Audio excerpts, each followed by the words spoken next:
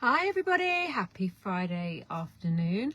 I'm doing this week's live a bit late in the week because I actually don't know where the week's gone. It's been crazy, and I'm doing it from my car, which I don't know about you, but it's my second office because it's where I catch up on calls, and if I'm sitting waiting for the kids, it's where I'm like catching up on emails. And so I've just been to pick Buddy up from the groomer. There he is. Buddy, say hello. Okay, he's all nice and clean, and I've got some time now before I go to the school run, and so now is the time for this week's Eat Better Feel Better Live. Yay. Okay, so today I wanted to talk a little bit about cholesterol, because it's definitely something that comes up a lot, and I know that quite a few of you are concerned about cholesterol, maybe because you've got parents that are on statins and things like that, or have had a history of heart disease and cardiovascular disease. Maybe you yourself are already on statins or are concerned for your own markers when you've been to the doctor about cardiovascular disease. And of course, part of Eat Better Feel Better, although we talk a lot about weight and we're always looking to kind of improve our body composition and lose some body fat, it's obviously all about health, longevity, healthy aging. And so I wanted today to talk about something away from weight and talk about like a more well-being and health related matter. So we're talking about cholesterol. So cholesterol, it is a really important fundamental compound in the body, and it does lots and lots of different things. It takes nutrients around the body, it acts as a transporter for nutrients around the body. It's also part of our cell membrane, so it has like a structural role in the body as well, so it's quite important there. And obviously if our cell membranes aren't healthy, and I talk a lot about omega-3 when I'm talking about cell membranes as well, then it's very hard for things to get in and out of the cells properly, and that's when things like insulin resistance and hormone imbalances and inflammation, all these things start happening. So cell membrane integrity is really important, and so we need cholesterol for that. We also need cholesterol because it makes a lot of our steroid hormones, or it makes all our steroid hormones. So things like testosterone and estrogen are really, obviously, if we're getting into perimenopause and menopause, these hormones are really important to us. And cholesterol is how we make these hormones. So if you think about somebody who is maybe very low testosterone, very low estrogen, struggling through those hormonal changes, and then you take a statin to cut out all the cholesterol you're making as well, that's putting a lot of pressure on the body. So you can see how all these things are connected and interconnected. So it is really important that we understand about cholesterol. So with cholesterol, I think most of you know by now, there's different types of cholesterol. So you have your HDL and your LDL cholesterol. So the HDL cholesterol is the one that transports everything when it's doing its transporting role around from the body, from around all the different tissues and organs in the body, and takes it, whatever it is, back to the liver to be processed, broken down, detoxed, excreted, removed from the body. So that's obviously a really important job. And the LDL cholesterol is the one that takes everything from the liver, all the nutrients and things that we need, and takes it from the liver and transports it all around the body to the various places where it's needed. So when we're looking at a blood panel and we're looking at cholesterol, we want to know what our total cholesterol is, but we also want to know what that HDL cholesterol and the LDL cholesterol markers are, and what those ratios are in relation to each other.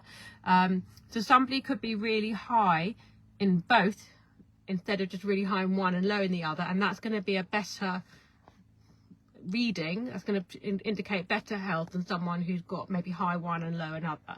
So the ratio between the two cholesterols is really important. The HDL cholesterol is the one that we call like the good cholesterol, and the LDL cholesterol is the one that we call the bad cholesterol. It's not really that one is good and one is bad. It's just more that obviously, if we've got loads of the LDL cholesterol taking things around the body, but we don't have enough of the HDL cholesterol to take things back to the liver, you can see how things start to build up in the body. So we need to make sure we've got plenty of HDL to do the job of transporting back to the liver. So that's just something to be aware of. The reason why we want to know about things like HDL and LDL in relation to cardiovascular disease is because what happens is, in the cells and in the blood vessels in our body, over time, of course, if there's inflammation, if there's if there's oxidative stress, if there's stress and lots of toxins in the bodies and things like that, then the lining of these blood vessels gets under stress, and they can start to sort of get little bulges, little gaps between the cells and the cell integrity of the blood vessels. And when that happens, something invariably comes to fill the gap, and that will be often, can be, some cholesterol. And because the LDL is generally smaller than the HDL, that tends to go in and fill these little gaps, which is why we think of LDL as being the bad one. So you have some inflammation, you've got oxidative stress, you've got damage to the arteries, the blood vessels in the body. The cholesterol goes and sticks in those gaps where the pressure points are, and the immune system comes over and it thinks, oh, that's not meant to be there, and so it starts to build plaques around this cholesterol to stop it doing what it thinks is damage to the blood vessels. So then you get these plaque build up, and that's how you can then get blockages and ruptures and cardiovascular disease and strokes and heart attacks and things like that. So atherosclerosis is this process. So that is why people talk a lot about cholesterol, and obviously why it is a part of cardiovascular health and being aware of it. So that's just a little bit of background. Have a look, if you've had a blood test recently with your GP or with your doctor or with me, have a look at the readings, and you should be able to see. And triglycerides is also quite a useful one, because that's giving you the amount of fat going around the body. But if you're someone that, some of us have quite high fat but low carb diets, but they're all healthy fats. So you have to read it in context of what your diet is like. Ways that you can support cholesterol if it is too high. First of all, don't worry about eating foods that are supposedly high in dietary cholesterol, things like eggs that we used to be told to avoid. We know that dietary cholesterol plays a very small part in our overall cholesterol markers, so you don't have to cut out cholesterol from your diet if you have high cholesterol. The two don't really connect in that way. It's not that linear. But what you do want to do is bring down inflammation, reduce oxidative stress in the body, so that's bringing in lots of antioxidants, plenty of vegetables and fruit, bringing in potassium-rich foods, so things like asparagus, things like leafy greens, nuts and seeds. Bringing in magnesium-rich foods can be quite helpful as well. Again, like the leafy greens and nuts and seeds would be for that. I can always add some more on here if you want to know more foods. And then also sulfur-rich foods are quite good for reducing cholesterol as well. So things like garlic, onion, leeks, that kind of family of vegetable is really good for supporting cholesterol levels as well.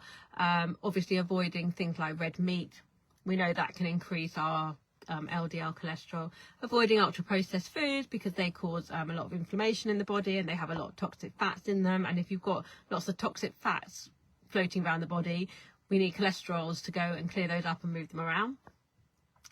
What else? Increasing omega-3, so like your healthy fatty fish, the healthy fats is good. Moving is really good. Addressing stress, because stress can drive inflammation. So all these things are really good for helping to sort of support cholesterol.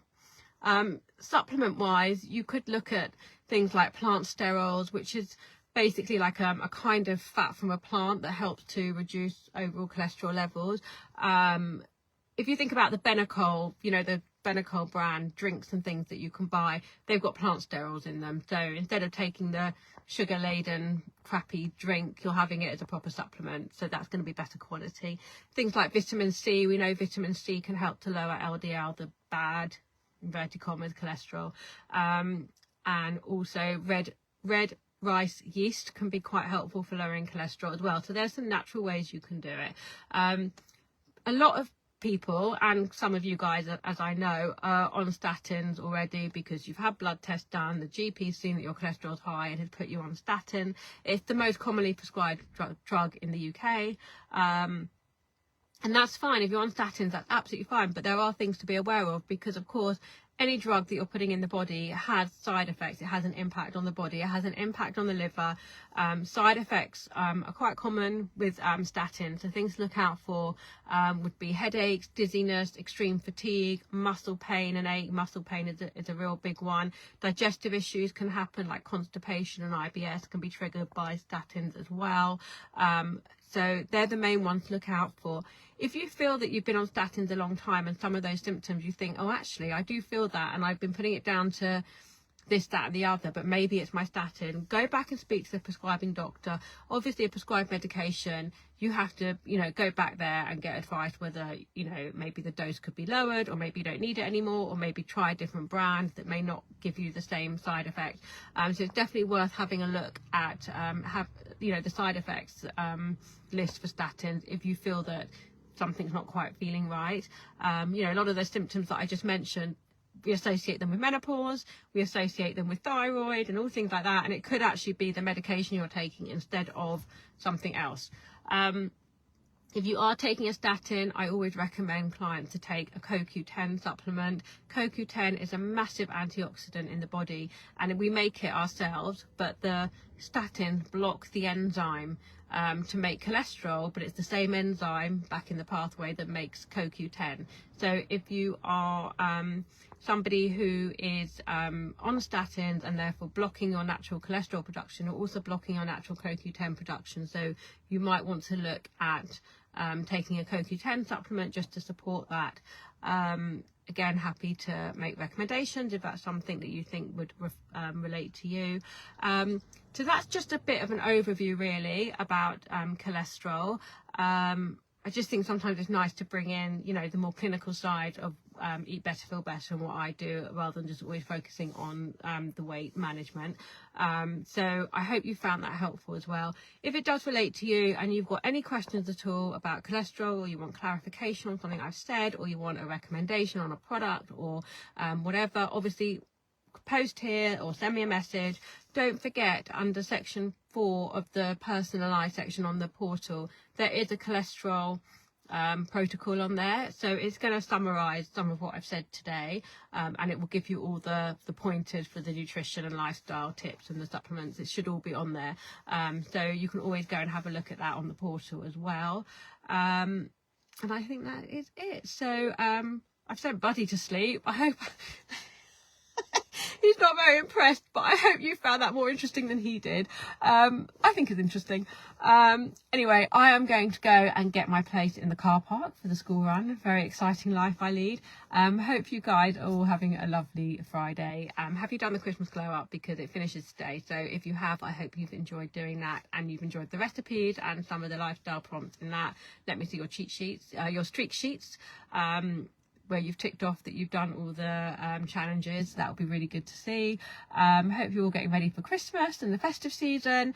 Couple of things coming up. Next week I'm going to be putting on here a chat about staying on track over the festive season, over Christmas, what to sort of think about, how to get a good mindset, some strategies that we can put in place to like stay on track over Christmas. So look out for that. That's going to come on here. Also, I am going to be coming on to talk a bit more detail about the mini retreat, the very first in-person event that we've run for Eat Better, Feel Better members, and that is on the 12th of January. So get back from Christmas, get settled after the new year, all the gloomy weather and nothing to look forward to, and then you've got a lovely mini retreat with me and all the members. So that should be really lovely. It's in like Park Street end of Watford, so fairly local for as many people as I could get. I know you're not all from this part of London, but hopefully you'll be able to make it. It's a few hours of chill out, refocus, mindset, movement, TLC, nice noshing, but healthy noshing, obviously, Eat Better, Feel Better style, and just really a nice afternoon just to all hang out together and enjoy getting, you know, refocused for the new year. So I really hope that you guys can join me for that. I will put more details up next week. I think that's it. All right, so have a lovely rest of your Friday and I'll see you soon. Bye.